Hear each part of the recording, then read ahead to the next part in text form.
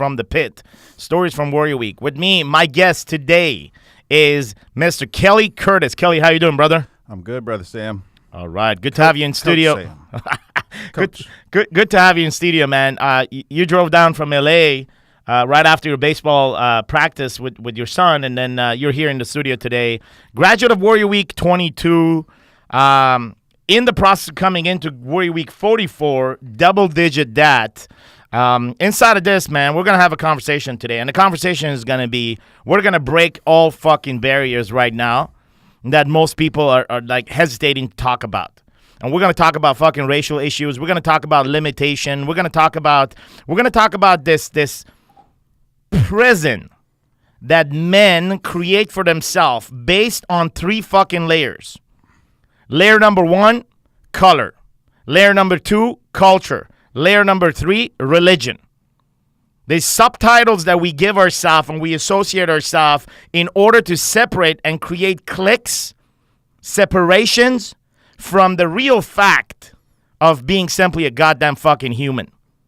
So we're going to talk about that. We're going to talk about how that's come into play in today's marketplace, in today's raising kids, in today's being a husband, in today's just being a fucking man in society.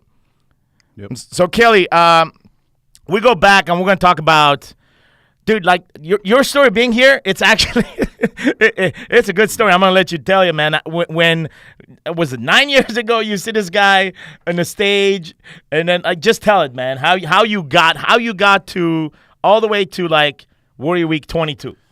I'll tell it. And it was 2007. As a matter of fact, it was September 2007, and I'll tell you how I know exactly when that was in a minute. But 2007, I went to a conference in Las Vegas. I was in the mortgage industry at the time. And I'm at the conference. It was a huge conference. Tony Robbins was there, Les Brown. There's some big names at that conference. And in one of the presentations, there was a guy, actually, there was 2 guys. There was Garrett and Garrett. And this guy starts talking. And for whatever reason, out of all the people there, and we were there for 2-3 days, 2-3 days. I remember this guy, and and my wife will even tell you that afterwards, I even told her, I was like, man, there was this guy here, and I don't even know why, but he just resonated with me. Yeah. And there was a frequency there. It was like, whoa. And I don't even know if he was even talking about anything important. But whatever it was, there was a connection. So fast forward a few years later, I see him online doing some things. Like, oh, yeah. And I call isn't that the guy that was at the conference? So, yeah, that was him. A few years later, I see the documentary on when he was in Las Vegas. Yeah. And I was like, whoa, I knew who it was, but he was a completely different man. Yeah. I mean, not even the same guy at all. And then hearing the story, it was so parallel to a lot of things that I went through, being in the mortgage industry, having just a lot of excess, and then losing all that excess, and then trying to climb out of it. And so, his story also resonated with me. And so I called, and I think I talked to you first. Yeah, man. I talked to Sam. He tried to get some money out of me that first. Yeah, money man. Which is good, but what he was saying is something that I needed at the time, because I had been on this for several years, searching and looking, finding answers, and I had bits and pieces of it, but the missing link, I felt that, wow, I think I can find it there. Yeah, with these guys. So inside of, like, dude, you're sitting here, you recognize the same guy that kind of moved you in an audience a couple of years back, 8 years back or what, man? Yeah, it was 8-9 years prior. That's impressive to just recall, like, this random dude in between all these celebrities, right? We go to these events and these seminars, like, we remember some of this stuff, but to remember this random dude that came in, he must have some kind of fucking impact on you, at least then. He did. One of the things that he was competing in triathlon at the time. Yeah. And so was I. So that was one of the things he's also competing. But just I can't explain exactly what it was. It was something in the certainty that he was bringing, but it was something. Now, what's funny, Sam, is just last night. Yeah. I come in, I get home, and my wife had been cleaning out a lot of the, stuff in the office and home, and she found my notebook. Shit, from that event. And she saw, and so she had the page opened on my desk. Okay. Of my notes from Garrett White, Garrett Gunnarsson. I meant to bring it today. Shit. Notes. I was like, what the fuck? Man, do you remember anything on the note? Did you look at it quickly? Oh yeah, I remember the notes. So what were you saying? Like, what was a couple of some of the notes that you took? This is like 9 years back, bro. Yeah, and it had the date, and it had all the other speakers too. It was a big notebook. Yeah, okay. And so she found it, and she said, "Wait a minute!" And she saw Garrett White. Yeah. And so she sat it on my desk, and so when I got in last night, I was like, "Holy shit!" Dude. Smart. So talk to me. Like, what do you remember about the notes? Just last night, what did you see? It was something about seeing is believing, or having certainty, or moving clouds. The way I take notes is kind of weird. Yeah. But I vividly I remember everything about being there. It's crazy, man. So there comes a time in our lives when there's a conversation that takes place, a conversation that is kind of like out of our hand, right, Kelly? It's like, hey, man, I didn't sign up for this, right? I didn't sign up to come and listen to Garrett, but somehow, somewhere, the universe delivered this message to me. So I'm sitting there and I download this. I don't really act upon it. Kind of like you, if you're watching the podcast right now or you're listening to the podcast, inside of this conversation today, as we get deeper and deeper into the pit and tell the parables of the pit, there might be a piece of this that resonates with you, that can move you right away to do something about it, or that can actually move the direction where you're heading just by a little angle. And years later, just like Kelly, you come across the same message one more time, you apply, you go through that hard conditions to get accepted, you come inside and you go through the experience. Let's talk about the pain you were feeling, man. Like, what was Kelly's pain when you came to 22? Why was Kelly coming into this experience? What was Kelly seeking? And we're going to talk about like across body, being, business, and balance inside of all those quadrants. What was Kelly missing, brother? Good question, Coach. I think at that time, I have to go back a few years prior, and I had went on this went on this real spiritual kind of search.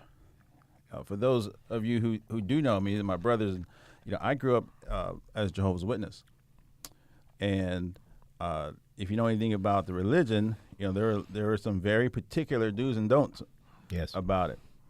And so, when I got to the point where I chose to seek my own answers,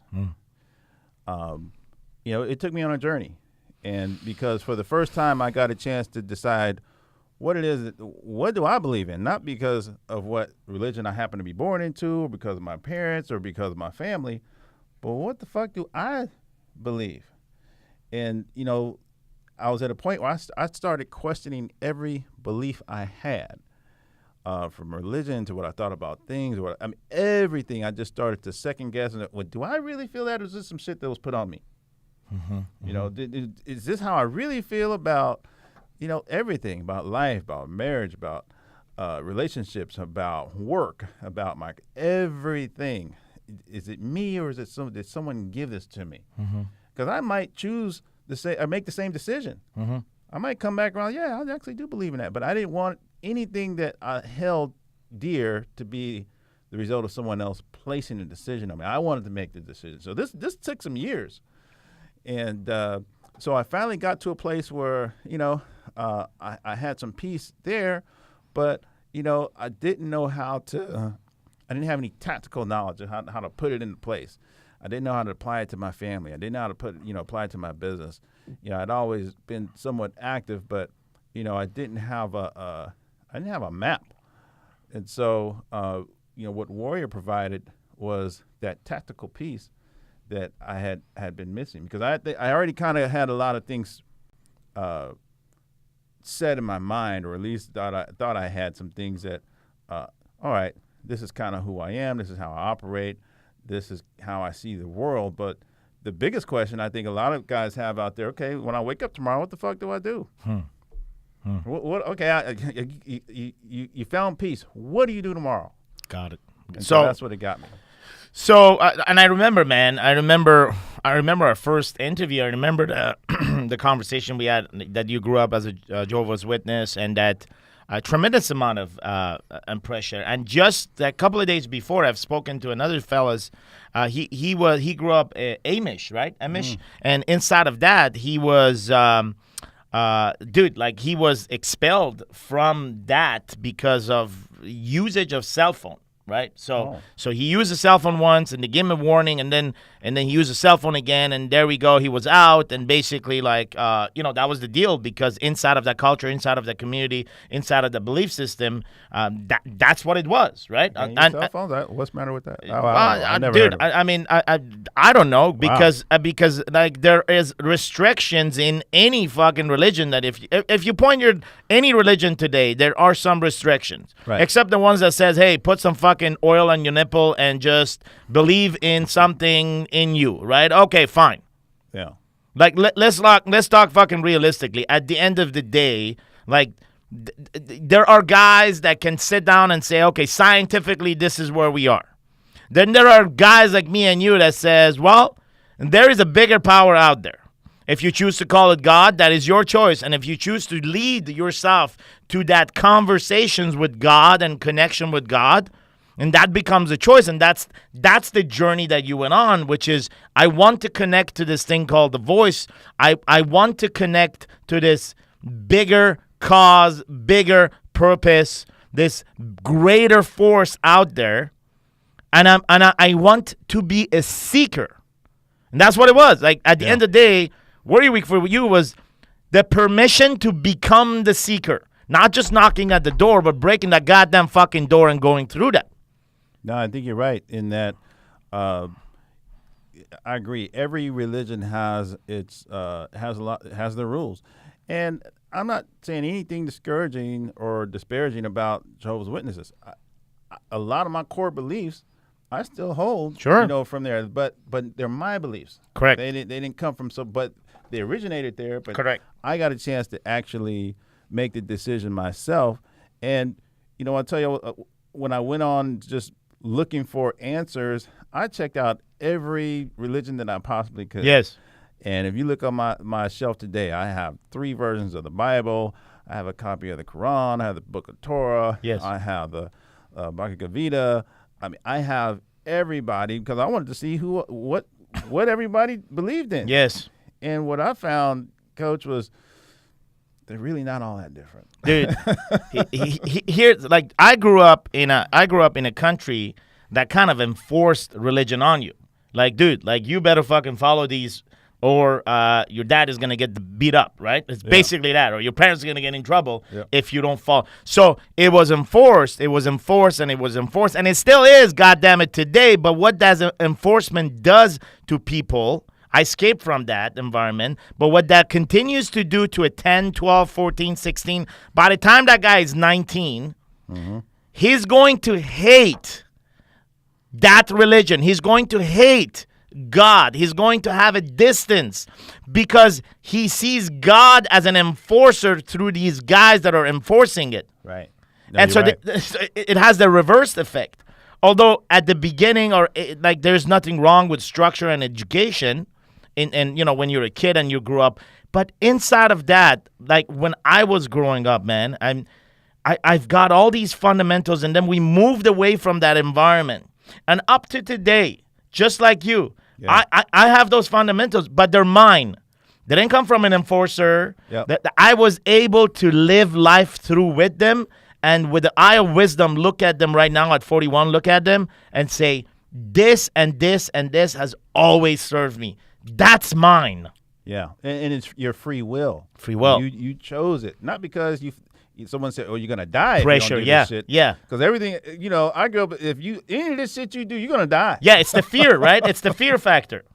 And so, the other thing out of it, I learned that I'm not afraid of death necessarily. True. I'm not saying I want to die. No. But I don't have the same level of fear that I used to about hey, when my time is up, it's up. But while I'm here, I want to do everything I can while I'm here.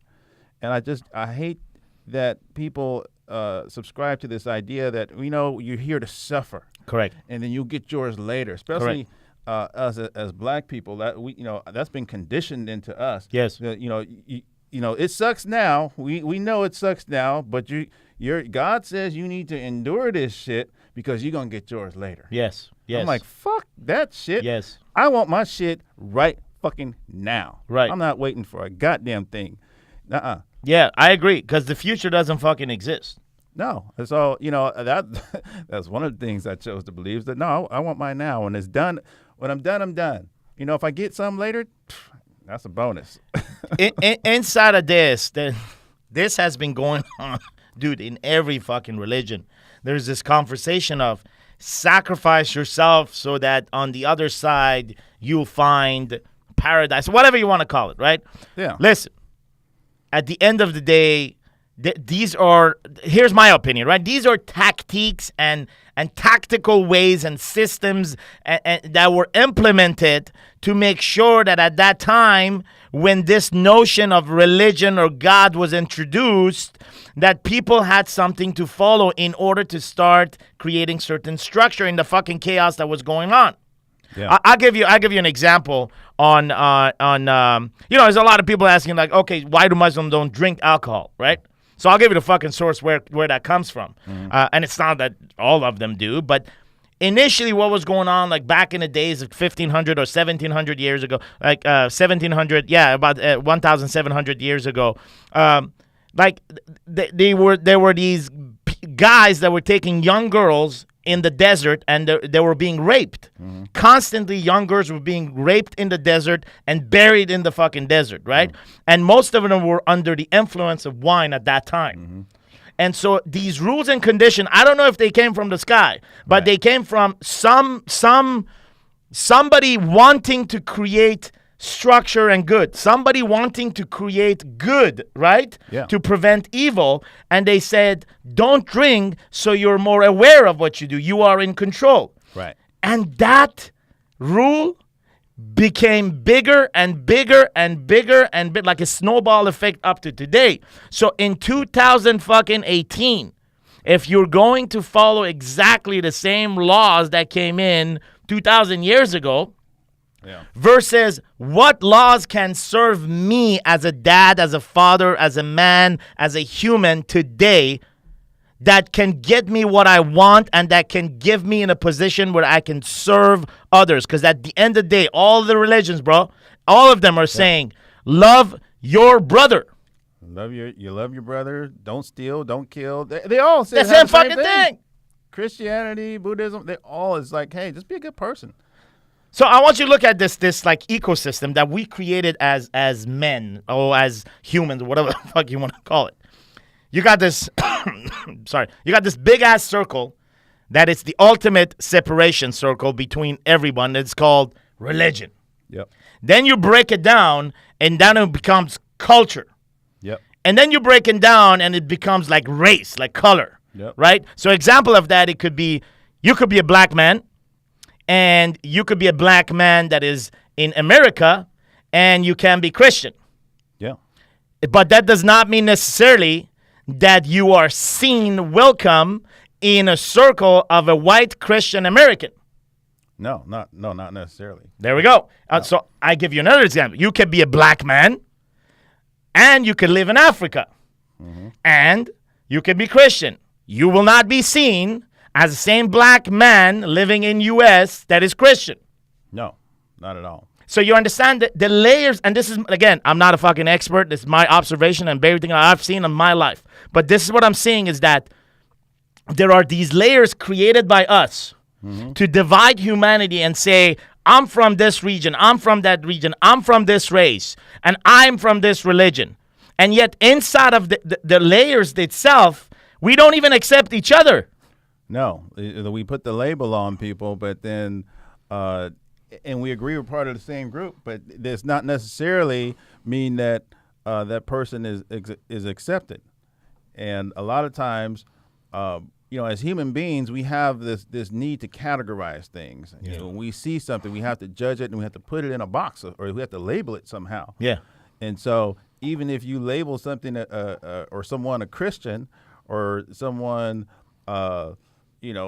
black or Mexican or Chinese, who's also a Christian, that doesn't necessarily mean that he's welcome. You're going to welcome him or that you even share the same values. True.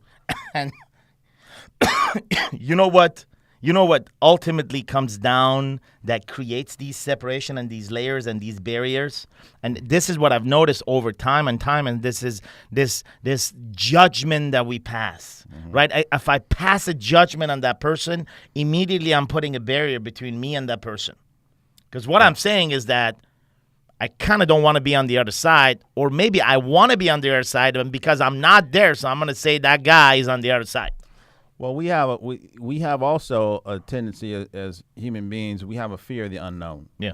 So even though that person might be whatever he is, if we don't know that person, correct, or we haven't spent enough time around that person, and we see this a lot. I mean, I'm sure you see it a lot too, being of your faith. And you walk with a bearded Persian guy here in Orange County. A lot they just don't understand. Yeah, and so what people don't understand, they tend to fear. Correct. And me as a black man,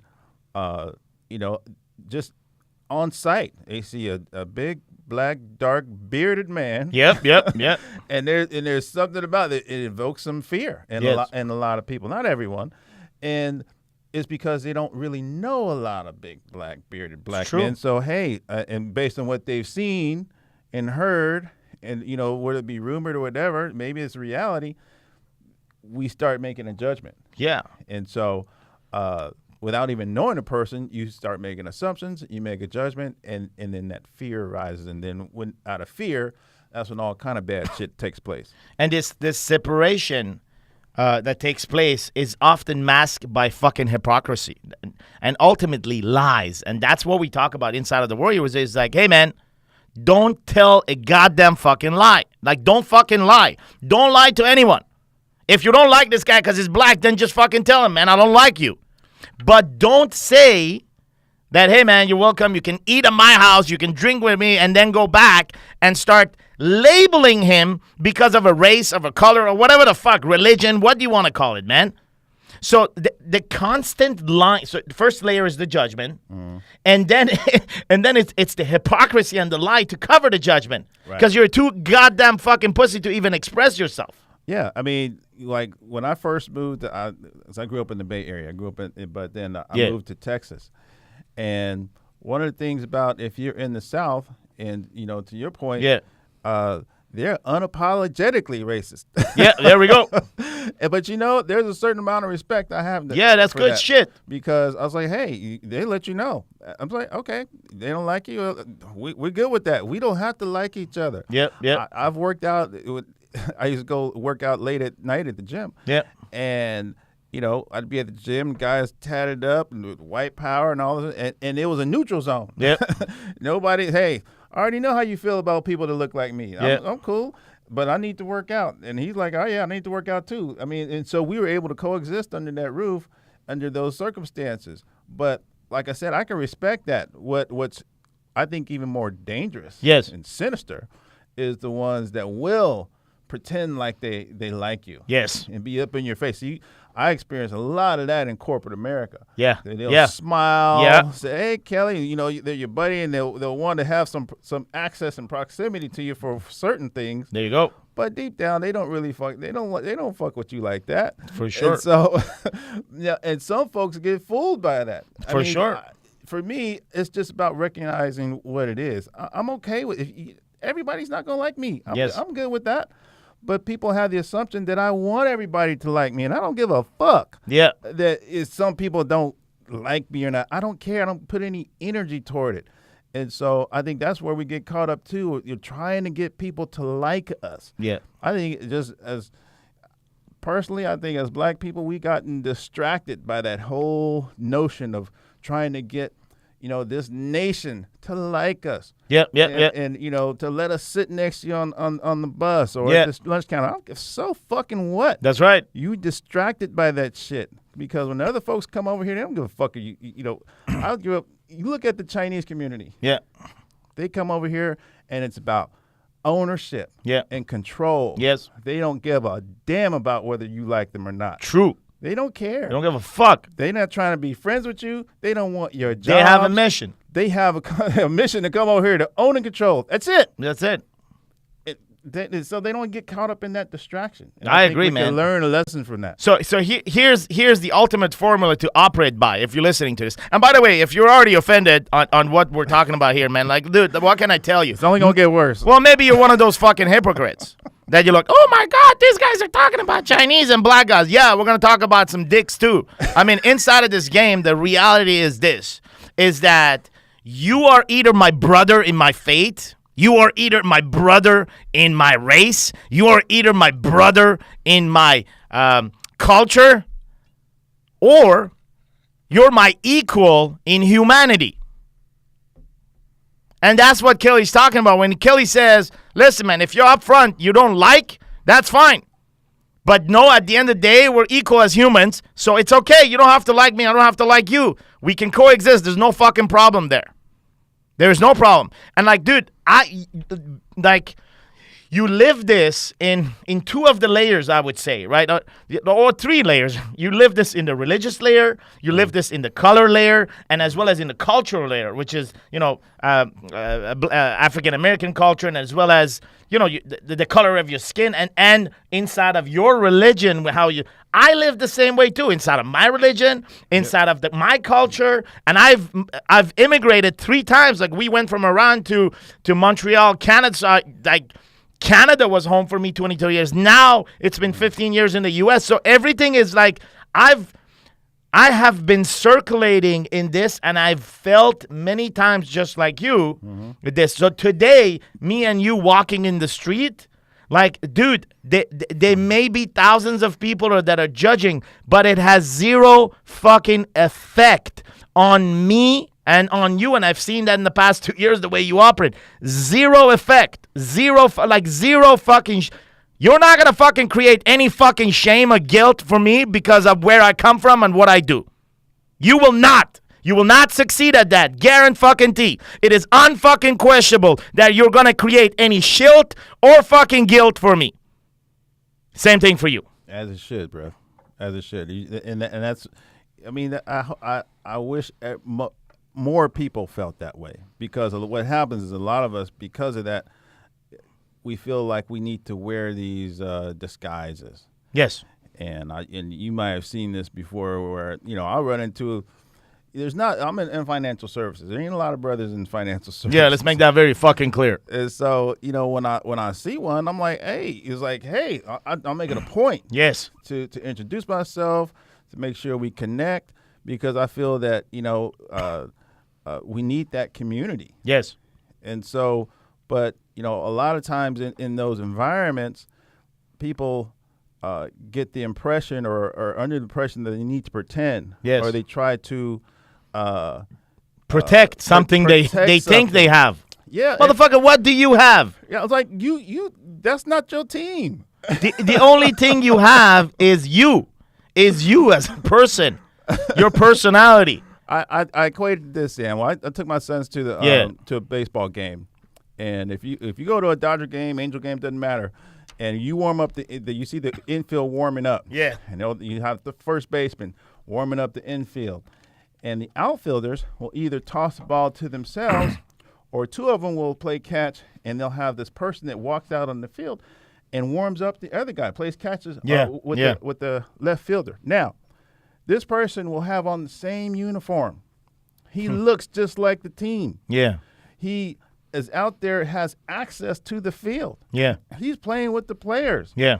But that person is not a member of that team. Yeah. And it's clear in the paycheck.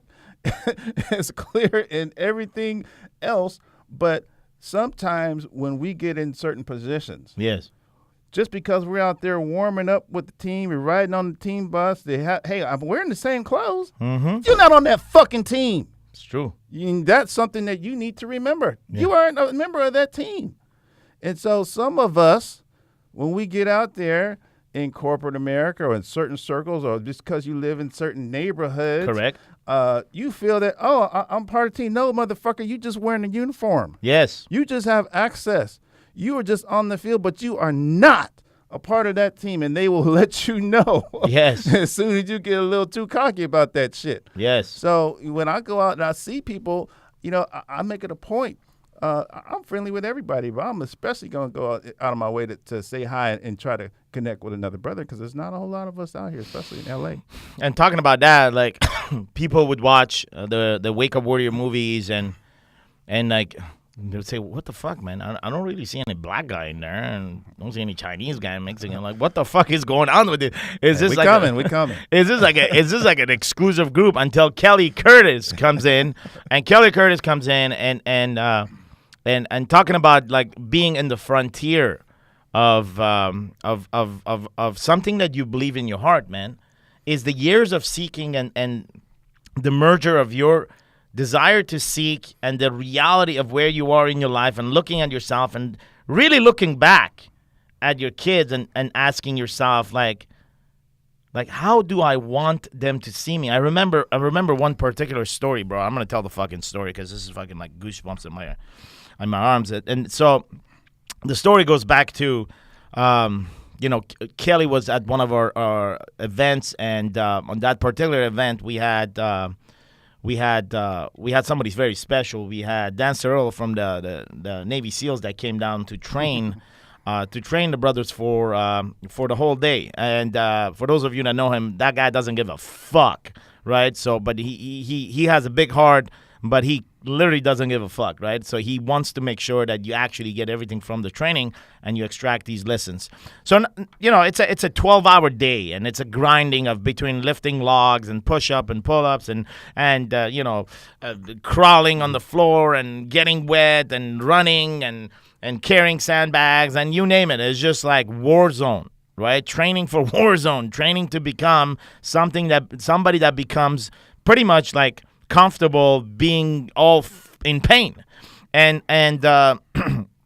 towards the end of the event, of course you didn't know that was the end, but we knew that was coming. We go to the ocean. We go to the ocean here in Laguna Beach, and we go to an aggressive location on the ocean. What I mean by aggressive is like the waves are like 5 or 6 feet high, and they pull you. They come short and they pull you, and then it's not really sand, but it's like these little rocks, the little small rocks, and so when they pull you, and let's say your back is on it, it'll kind of scratch your back, and it's like somebody like really like putting a wound into your body, man. That was a tough day. So yeah, we got some good pictures. So inside of that, I remember one particular scene, and that was, you going back in the water and coming back in the water and coming back. And I remember your face looking straight forward at where the instructor was giving you instruction to go in and out and in and out. You had your arms locked with all the other guys. Most of the guys had their head down looking at somebody else next to them. They're just in their own world. But you had this piercing fucking look at the instructor somewhere towards that. I remember because I fixed myself looking. I'm saying, what the fuck is going on? Like at one point I thought you stopped breathing or something is up. But I felt the energy, right? And so we go through this thing, and after an hour and a half or something, it's over, and we're all sitting down, and there's conversations, and there are shares, and it come to you, and they ask you like, what made you go through this and what did you get from this? But I'm not going to say it. I'm going to let you share what you told everybody that day, man, and who you were looking at. Well, first of all, thank you, Coach Dan. That was one of the most physically and emotionally challenging days I think I've ever spent. And I've done a lot of hardcore endurance events and triathlons and races and all sort of things, and that was hands down one of the most difficult days because of you didn't know when it was going to end. And, one of the things that one of the tenets of warrior is there's no finish line. And in life, there's no destination. It's just a one big, long journey. And so that's how I approached that day, is that I didn't know if we could have been there all night as far as I knew. I didn't know when it was going to stop. So I'm just looking at, okay, what's next? Probably was on my mind was, okay, what's next? And then what's next? And I wanted to, we talk a lot about in Warrior about, what is your why? Yeah. Remember your why, focus on your brother. Yeah. And so my why, that day I vividly remember my why being my family, and specifically my boys. And because it was so physically challenging, there were a lot of lessons that you learn that you learn about yourself when you go through something physically demanding. And so one of the things I always talk to my boys about is, hey, nothing less than your best. You give me your best and I'm all right with that, whatever that is. Yeah. But you give me everything and I'm okay with whatever that is. And so what got me through that day was my imagining my boys standing up there with you guys, because that's where my focus was, and looking down at what I was doing and the effort I was giving, and them being able to ask, is Dad giving his best? Yeah. Is he doing his best? And I wanted to be able to demonstrate, what it is that looks like. Doing your best, doing your all. Laying it out on the line in that there's no finish line. I mean, that the water was rough. I don't like being in the water. Yeah. I don't like it was cold as shit. Yeah. Yeah, I remember this. It was a long day. And but I was not going to quit. And I remember I got because then we did sand crawls after that. Yeah. I got a cramp I had my abdominal cramp or pull or something. And I remember one of the coaches saying, hey, you want to get up. He took my sandbag. Yeah. It might even been Garrett. Yeah. He took my sandbag, and I'm out here with all the other brothers. We're all suffering. Yes. We're all suffering. And he took my sandbag, and he wanted me to, okay, I'm gonna give you a break, and you can crawl without the sandbag. It's like, fuck you. Yeah. Give me my fucking sandbag. Who do you think I am? Yeah. Yeah. Who do you think I am that I can't do this shit? Fuck you. Give me my goddamn sandbag. Yeah. And I'll just crawl on this bitch.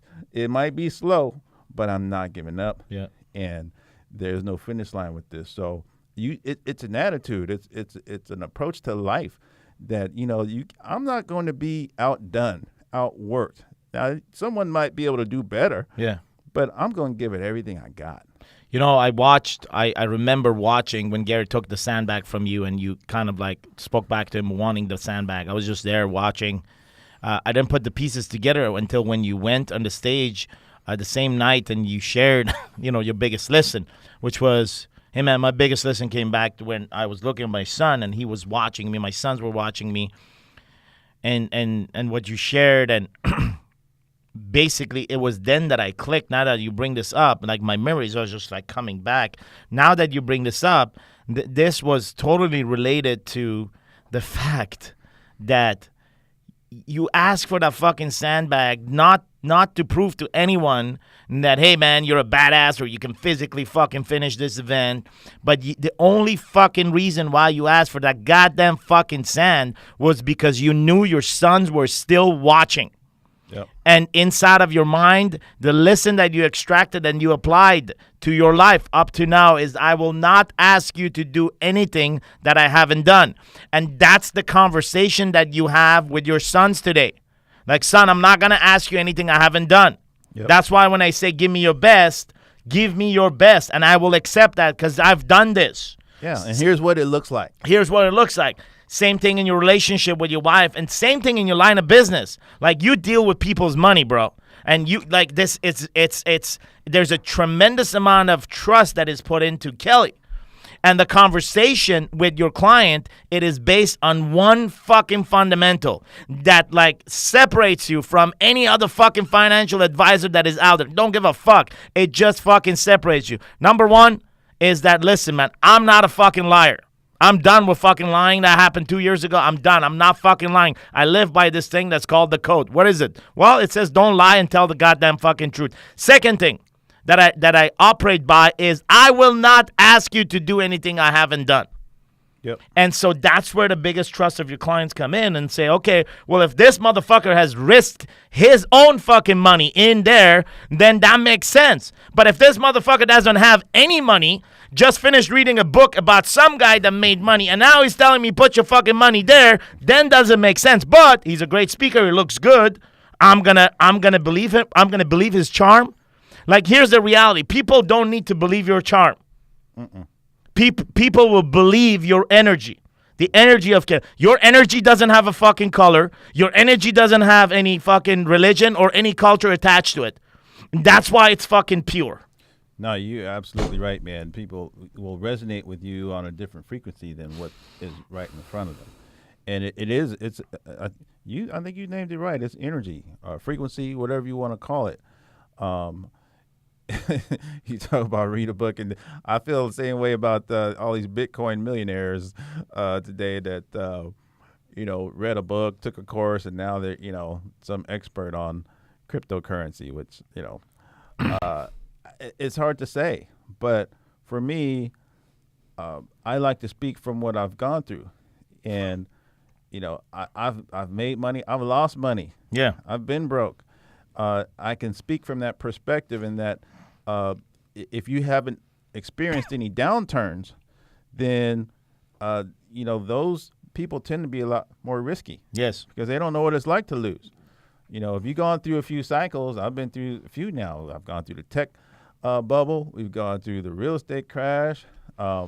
We've gone through this whole recession, the Great Recession, and so you get a different perspective on risk. And the conversation is a little different, and what I bring and recommend is different, based on, hey, I know I've lived through shit going just not really good. Yeah. Shit going real bad. So let's protect ourselves, and so that, hey, we're good in good times, and we don't just completely lose everything in the bad times. I remember specifically last year, you were going through this a period of time where, dude, it was really exhausting. You were working a lot, and so I call you up one day, and you and I speak, and you said, yeah, man, I'm going through an auditing process and this and that. I'm like, cool, okay, this. And he goes, yeah, it's fucking long and this. So I remember that yeah, but no one wants to have anybody in their business. I get that. But the other side of you, I remember you telling me this particular, and that was good, because I kept talking about it that day. It's look, this motherfucker is sitting in front of me, the auditor, right? This motherfucker is sitting in front of me for 12 hours going to some fucking goddamn fucking paper. He's on my fucking nerve all day. I go to lunch, he's following me, he's sitting there. I see this motherfucker every fucking day. And part of me, I'm not triggered by, yes, okay, I'm triggered by somebody being in my fucking office. But at the end of the day, I appreciate the audit, because, motherfucker, find what you're looking for, because I ain't got nothing to fucking hide. Yes, I'm fucking unorganized, and yes, all the paperwork are on the place, but you know what? That's on you, because you chose to. So find the fucking files, find the numbers, put them all together, and find out that there's absolutely nothing to hide. What you see is what you get. And it took them fucking 6 months or so, and inside of that, you're this is, dude, this is good for my business. Because I can now have a conversation with my client and say, hey, listen, I'm the guy that actually been audited. I'm audited, man. I'm good to go. Not that I have to prove this, but this is a process that I accepted.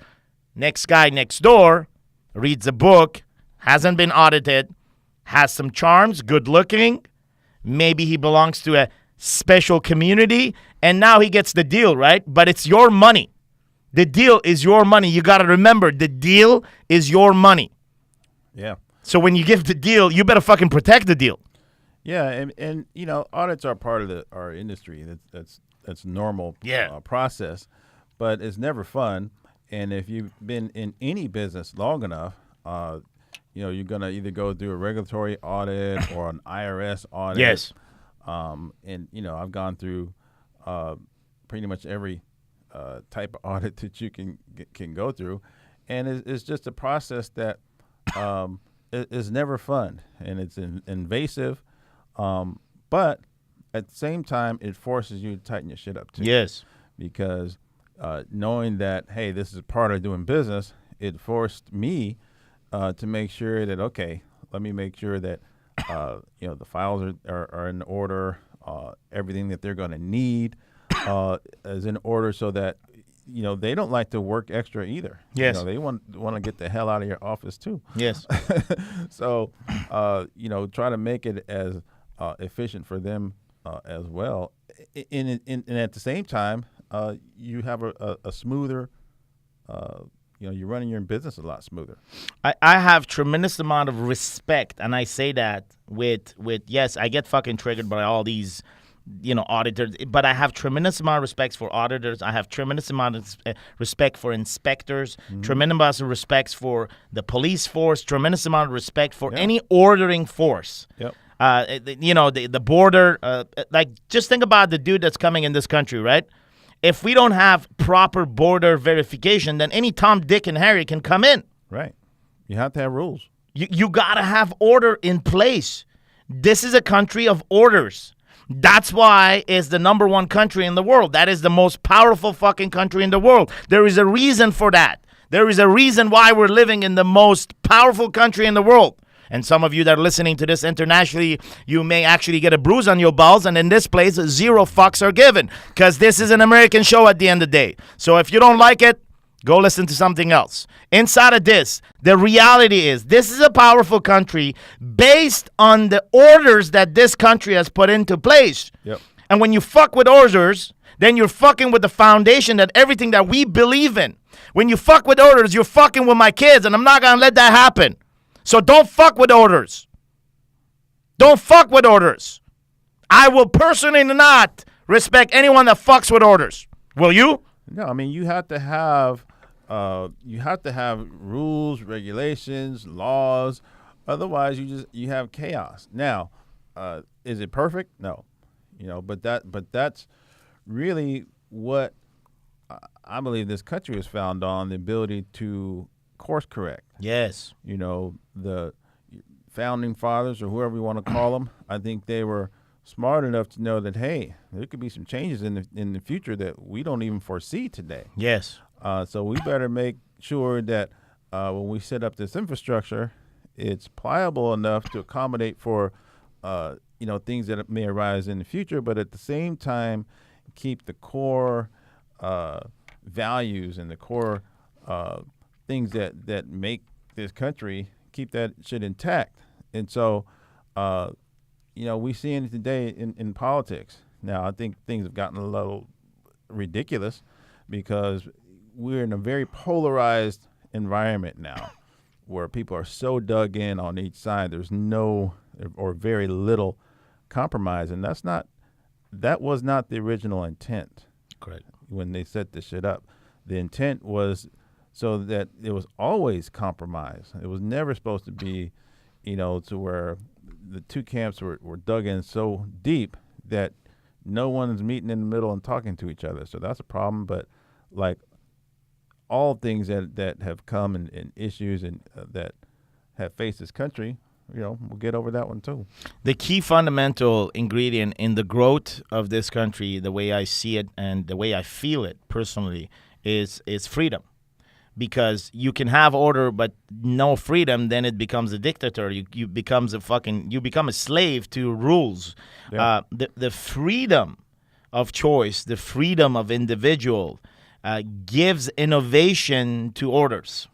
Mm-hmm. And this freedom, it is so precious that we have lost thousands and thousands, hundreds of thousands of soldiers, men that fought for this.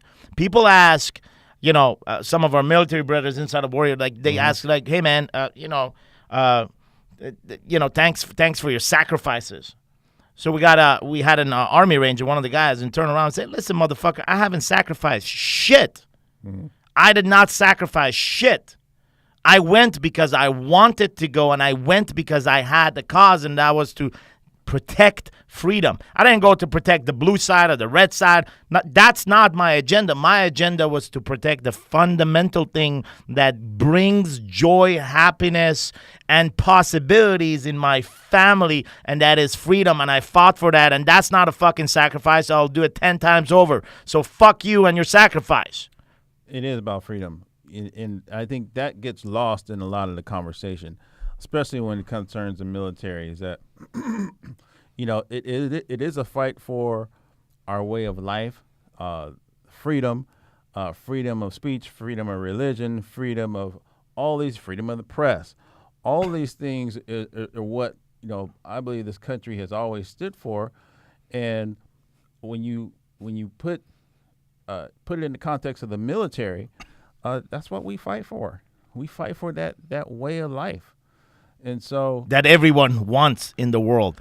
Everybody in the world wants to copy this. Let me repeat it again. Once again, if you are from another country listening to this and you are offended, 0 fucks are given at this point because this is an American show. Everybody else wants to fucking mimic this. I will repeat that again. Everybody, every other country out there wants to model what we have created and continue to create and grow. Despite all the negative comments, despite everything you want to put around it, they want to mimic the process and the procedures, and they want to know, how do we protect this freedom? And how do we grow this freedom? And how this freedom has become the innovation for our orders and growth in this country. Yeah, everybody wants, because even though it's not perfect, it's the best thing there is. And, I think when you travel, you appreciate this country a lot more. I do a lot of travel. A lot of Americans haven't been outside their city or barely outside their state. I think I read something to where some minuscule percentage of people even have a passport. True. And so a lot of them don't really get the perspective of traveling outside the country because we take so much for granted here. That this shit just don't work that way in other countries. Yes. You can't go around saying what you want to in other countries. No, dude. You can't do what you want. You can't just start a business in other countries. Dude, you can't. That's just, it's insane. We can't even relate to that. I come from basically three blended culture, right? Three way of thinking. Mm-hmm. Persian culture, then the French Canadian as I grew up there, and as well as American culture here in English speaking language. And so in my travels, in oil and gas, I've traveled the world. And here's how I traveled, and it was a bit different. I want to share this, is that, I traveled, but I saw everywhere that I traveled to with three perspective. I saw it with my Persian background and Persian culture, then I saw it with my French Canadian culture and background, and then I saw it with the life that I live here in America and how I adopted and integrated here for the past 15 years. So I look at this very differently. And so I've traveled I've traveled mainly to remote locations, so countries that normally you would not travel to, right? So I went to Russia, I went to Kazakhstan, I went to a lot of Asian countries, I went to South America and all these frontier locations, and also a lot of Middle East I traveled because of oil. And so I was able to observe behaviors and patterns. And India when I went, and my own country when I went to visit back in Iran when I was, my mother-in-law was sick and we went back. And I remember particularly things about every single visit that was either a symbol of restriction or a symbol of just not having infrastructure, service, and poverty, or like, dude, I'm telling you, I came back from India and I would appreciate like toothpicks and ketchup packets that we have. Like, I've never appreciated them because I've saw with my own eyes families living at the corner of the street underneath this pole, the pole for the red and the yellow and green lights, the pole for traffic. Wow. That pole represented their house. There was a little pod and they were just eating there, and that was their house. And many of them, so they would claim poles and say, this is my house in the middle of the street. Wow. I've seen that with my own eyes. And see, and you probably see what we consider poor here. poor people in other countries, they would wish for our level of poor. Oh. They would feel like they have won, because even at the most poverty-stricken areas, you're not third world poor. That's a whole nother level poor. Yes. I mean, it's just there's just a difference. And people operate differently. They appreciate things differently. Mm-hmm. Every single item is just appreciated differently. And so every time I would come back, there is just one thing that I would be so proud of, and just sitting down, I remember all my travels and so proud of this freedom, freedom to choose, freedom to walk, freedom to go to Walmart, freedom to do things that I want to do. Dude, I went to Uganda on a trip, and I had to live there for 3 months. Wow. And this goes back to exactly 2008. In 2008, I go to Uganda for 3 months, and at that time I was drinking. I remember I was drinking I was drinking every weekend, and so I go to Uganda, and I'm like, okay, this was a shocker for me, man. Somebody came up, picked me up, and it was like 11:30 at night, and then we had to drive through the jungle to go to the city, and it was like a 2-hour drive. Wow. And in the middle of that, so the jungle is just all dark, and then in the middle of that, there's all these cities or towns, but the towns are all across the road. And as the car would stop, like, people would try to come in, and I noticed there's an M16. The guy carries the driver up front. I asked him, "What is this for?" He says, "Security." I didn't get it that night. Later on, I found out that each store or each bank has a security guard in front of it with an M16, and it's just the rules of operations are very different. Oh, yeah. And so that was, dude, I was scared as fuck that night because I didn't know where I was. All I had was a fucking BlackBerry that was not working because I didn't enable international calls or whatever. I had to call AT&T and enable that at that time, right? It wasn't automatic. So I had this fucking BlackBerry that's not working. That's all I had. And so going through that experience in the 3 months that I lived there and the conditions that I lived there, what I remember is that Africa changed me forever because of its people. What I've seen poverty, I've seen bad conditions, but I've seen a kindness that I never felt anywhere else. And up to date, it's been 10 years I haven't drank. I stopped drinking in Uganda because I was scared, because I'm not gonna be fucking drunk at night. Like, I'm not. I'm gonna be aware. Like, I don't want some big ass motherfucker coming into my room at night.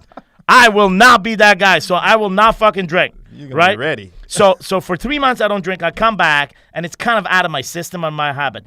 But now that I look back, like, I swear to God, it wasn't a fucking coincidence. What I believe is that Africa actually healed me from this fucking poison that I was putting in my body. The motherland, man. Dude, it wasn't religious belief. It wasn't restrictions. It wasn't I'll go to fucking whatever. I'll die and I'll go to hell. No fear. There was no fear around it. It was a healing force, and I believe it came in through the people. I didn't see anybody else drink. People were having fruits. People were having, like, kids. Like, I was not around people drinking. The only time I would be around people that would actually order would be these so-called fancy restaurant that would have hamburgers or American restaurant. So they will serve that crowd. Wow. But I didn't want to be part of that crowd. I wanted to go eat the fruits. So I lived with people. I remember we traveled to the Ecuador. And it was a 4-day trip. We had to go there, and at that time we were installing some telecom stations for the oil and gas a company that we went with, and we spent a couple of days in there. It wasn't like hotels. It was just like living in the jungle, man. It's just like these little bungalows, and wow. But I lived with people that were like the basic nature, soil, water, fruits, and hands. Like, talked with hands because they won't talk the language. I use my hands. And they look healthy. I look healthy, and we understand. But I believe it was the healing of humanity, man, that healed me from that poison, and that has changed me forever. The way I appreciate and see every single time I find myself in front of fruits and vegetables is just a reminder of that time. So I'm sharing this story with you, man, because at the end of the day, it's the freedom. It is a fundamental need for us human. Yep. And the people that I spent time in Africa when I went there, they were living freedom. They were free. Yeah, they felt it, or you felt it, that they were free. They were free because they were detached from anything else. There was a feeling of detachment. Like, we have so much feelings here of attachment to success. Yeah. That we forget sometimes our basic human need, which is to feel fucking free, bro. Well, we forget about that freedom. That freedom is lost on a lot of us because it gets clouded by all the things and all the shit and all the pretending that you have to do and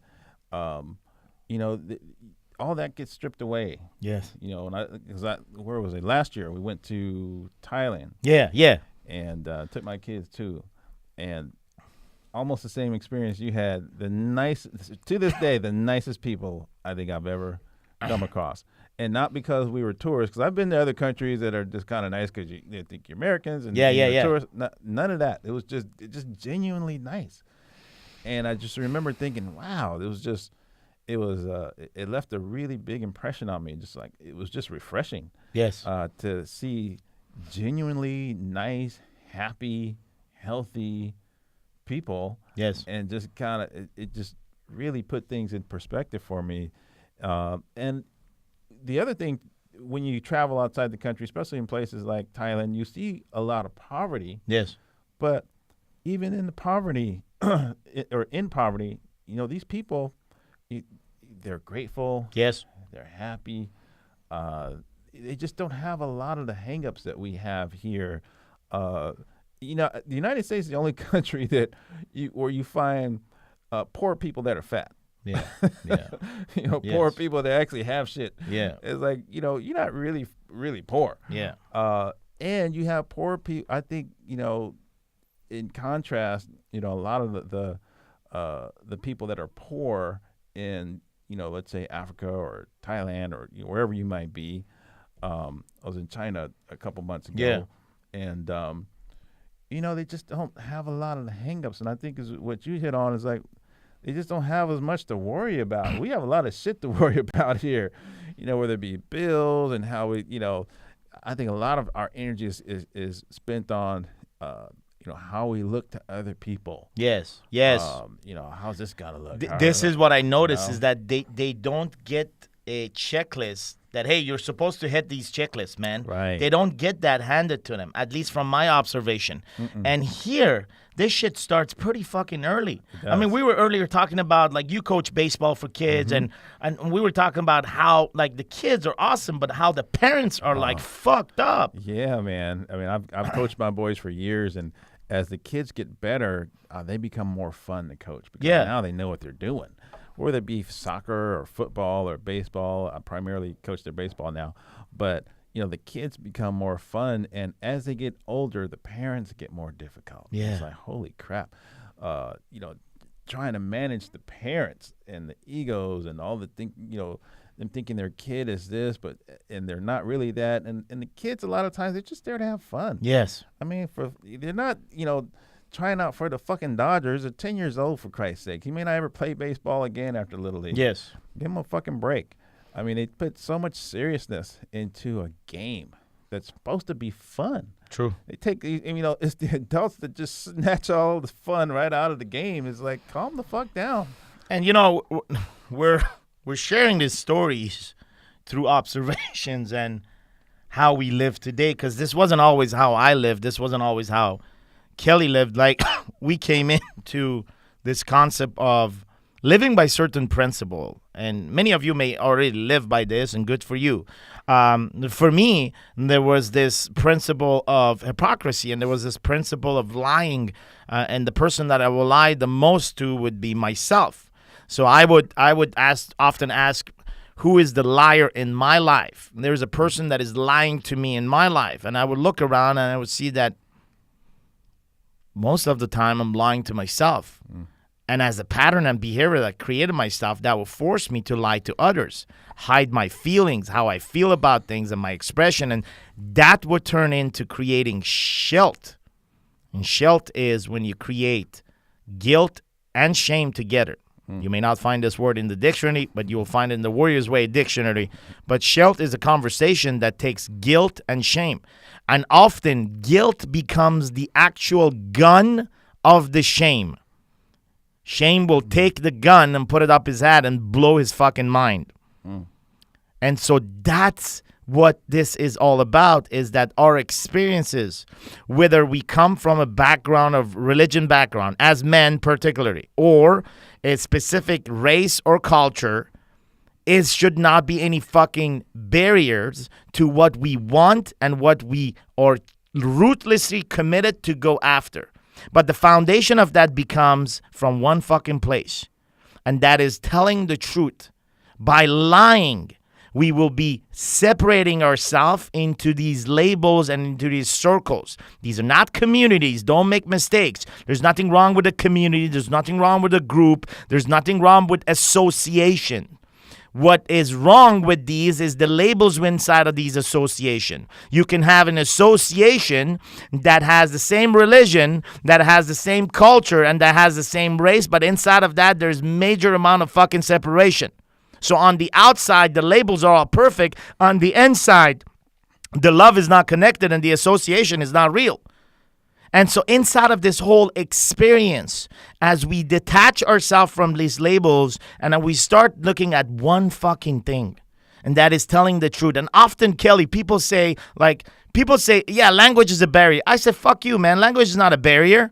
Judgment is a barrier that you put between you and the other human. Language is not a barrier. You can speak French and I can speak English. Heck, I know that from fucking experience. Was out of Africa for 4 days talking with my hands. And it was the most beautiful experience I've done. I could actually understand another human in the middle of the fucking jungle. In the middle of the fucking jungle, nowhere, with the goddamn fucking BlackBerry that did not fucking work because AT&T did not want to fucking be reached or enable it. Irregardless, in the forest, I was able to experience this, and I'm talking from experience. These are parables. These are my parables. These are my stories that I tie into the principles, such as your stories that you've tied into the principle, and it calls up to one fucking thing, is that we are not separated from each other.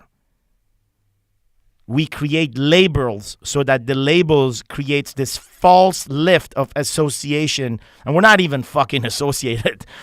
You don't belong to the fucking team, but you wear the fucking uniform. Kelly gave you the example. And so I share these with you, and I have my guest today to talk about this, because the reality is, ever since Kelly came into Warrior, we have seen a number of other guys coming in and following Kelly, specifically in the African American community, and following your lead. So just talk to me about, dude, how, like, there's tons of guys now, you know, and I remember you and I sitting 2 years ago on the beach, and I'm like, bro, you're gonna open the door for many others to come. And we're gonna call this black marketing. and you're laughing, but my intention was that there's gonna be a day, but because you made the decision to give yourself permission to say, fuck you, there is no fucking label in this place. There is no label. There is no separation between me and these men. We have the same common pain, and I am a seeker, and I will give myself the permission to be there. You're the first one that did that in the in the African-American black community, if you want. Yep. Talk to me about sitting here and all the guys inside of the Brotherhood. Like, how does that make you feel as a leader? But also, what advice would you have on the guy that's actually listening to this? Well, I think as black people, especially us as black men, I'm going to say black people. Yeah. We tend to be a little more cautious. And, you know, when as the average black person, when they see the video of Garrett in Vegas, and they see the guys in a bunch of white guys in Laguna beating up each other, and going through this, it's like, what the fuck? Yeah. Yep. Because that's our initial reaction. It'd be like, hey, man, fuck that. That's a white man's problem. That's precisely what that's some crazy. Hey, hold on. I got a message for those guys that actually think that way. If you think this is a white man's problem to be a liar, then fuck you. And this is not coming really exactly from a white guy. It's coming someone from in between white and black. Whatever the fuck you want to see it as. But here it is. Fuck you if you think that being a liar is a white-only problem or a black-only problem. All right. Okay, you can continue, Kelly. No, so, but I think what happens is we see the imagery. See, images are powerful. Yes. And, what happens is they see the images, and a lot of times they don't really hear the message. I may not have heard the message had I not met Garrett years prior. So true. Had I just seen this guy online, I'd be like, fuck that. Yes. Who is this motherfucker? I probably would have not had even stopped and listened at all. The fact that I had seen him before, I'd resonated with him before, and then years later I see him again, it made me stop and listen. Yes. And when I stopped, I'm glad you used that word seeker, because I've always called myself a seeker. And I've always been able to strip away the message from the messenger. Yes. And so regardless of what, Garrett himself is polarizing. You love Garrett or you don't. Correct. He's almost like Donald Trump. There ain't nobody right in the middle with Trump. Yeah. You riding with this dude or you don't. Yes. And so as a polarizing figure, Garrett forces you to make a decision about him. And so, but I was able to look past a lot of, like I said, the messenger and hear the message. And the message is solid. Yeah. The message is universal. The message is that's not black or white. This shit can help any man. Yes. Because we all have the same problems. Yes. We think we don't. We think we're different, but we're not. We're really not different at all. The common problem among all of us as men, and I've said this many times on the other shows, is simply the fact that we are not socially alone, or we are not alone in our communities, in our religion, in our culture, in our race. We are not alone there. We are not alone in our associations. We are simply fucking operating alone as men. There is nowhere to talk about feelings across and all aboard with our business, with our wives and our kids and God and how we feel about our body, how we take care of our body. Like, there are no one particular place where we can drop the pain, the guilt, and the shame. And inside of that, we are conditioned to mask our totality. We are conditioned to mask our totality. We are conditioned to believe that there is no dark side of us and there is only the light inside of us. We are conditioned to that. And that's what I'm talking about when I was talking about myself, that continuously lying to myself. And when I give myself permission to discover my totality and own it, everything went away. That is the secret of not fucking living with guilt and shame. You want to get rid of a guilt and shame? You want to be fucking happy? There's no fucking formula other than giving yourself permission to accept your entire totality. This may not happen over a fucking podcast, but at least it begins the conversation of the seeker. That may be you listening to this show. Mm-hmm. And if that's you, just like my brother Kelly said here, forget the messenger. Forget me and Kelly talking today. What are you hearing? What is the message that you're downloading? And to get more of this, you can go to warriorweeknow.com to see this episode and other episodes, and as well as the PDF, the transcript of today's show. You'll see some pictures as well in there. And as always, you can download the podcast on iTunes, Stitchers, and as well as Google Play by typing in Warrior Week in the search, and you'll find those, and you can subscribe to that. Final word, Kelly, as we close this episode, this powerful episode of the Parables from the Pit. Brothers, I'm looking forward to seeing more of us, guys that look like me. And I think a lot of times we just need to see it. And so if I can be the catalyst of, hey, there's a guy, he looks like me and he's doing this, maybe, it's okay for me to try this out, then so be it. But the message and the doctrine and the principles are universal. There are a lot of men out there that can use it across the board, white, black, Chinese, whoever you are. There's a lot of men that can use this because, like you said, it's just we all have the same problems. We all have the same issues. You can go over to Africa or to Asia, or I was in Europe a few months ago. It's the same thing. True. We have the same issues, same problems. If you look back at any historical text, including the Bible and any other religious, reading or writings, how people interacted with each other has not changed one bit. True. And if you are a white man and you feel that you're left out in this invitation, I'm going to extend that invitation to bring your ass inside of this conversation, either going to warriorweek.com and seeing what that experience may look like for you, or at warriorweeknow.com listening to this podcast. Black, white, whatever you want to fucking call yourself, you're more than welcome to come inside of this place and discover the permission of stop fucking lying and start telling the truth. Fellas, this was an amazing show. I thank everyone for watching and listening to this, and we look forward to the next show. Take care, my brother. Thanks, Coach.